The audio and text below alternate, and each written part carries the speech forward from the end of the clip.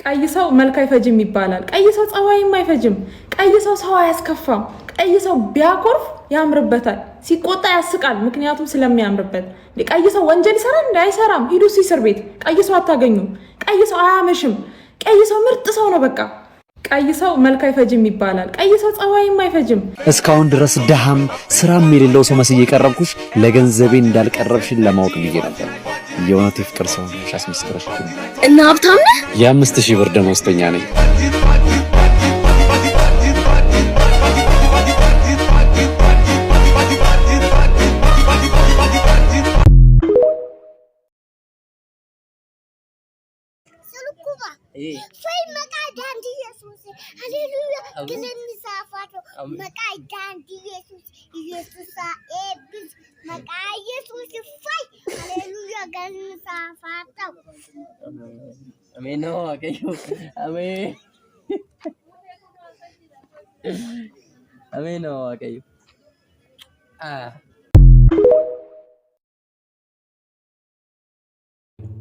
ቆንጆ ራት ነው ጋበዝከኝ፣ በጣም አመሰግናለሁ።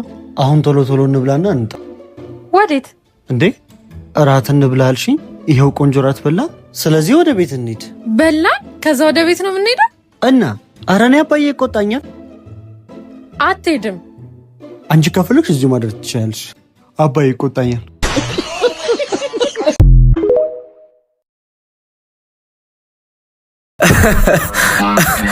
አስተውል ወዳጄ፣ አንተን ከሚጠሉ ሰዎች የበለጠ አንተን የሚመለከትህ ሰው የለም።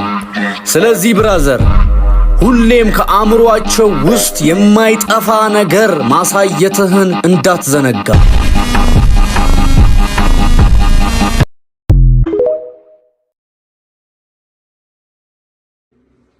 ደህና ነሽ? ደህና ነሽ?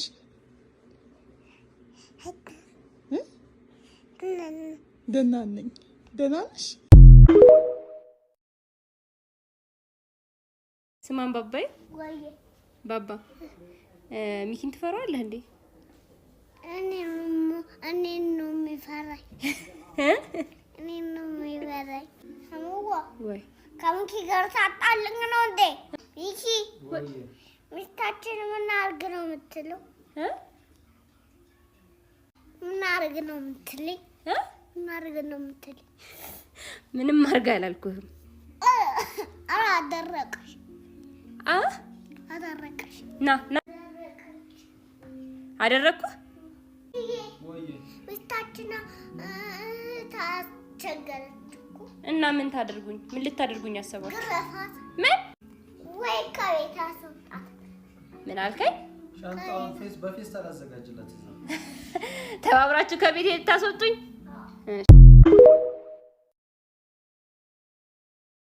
ታትነካማ? አረ والله አልነካም። ሀያቱ ረሱል አልነካም። ናቲ ሙት አልፈልግም። والله العظيم እጄንም እግሬንም ይስወሩ። አልነካም፣ በፍጹም አልነካም። ምን አረ የለም والله፣ አረ የለም والله። ማን ወላ ንክች የለም።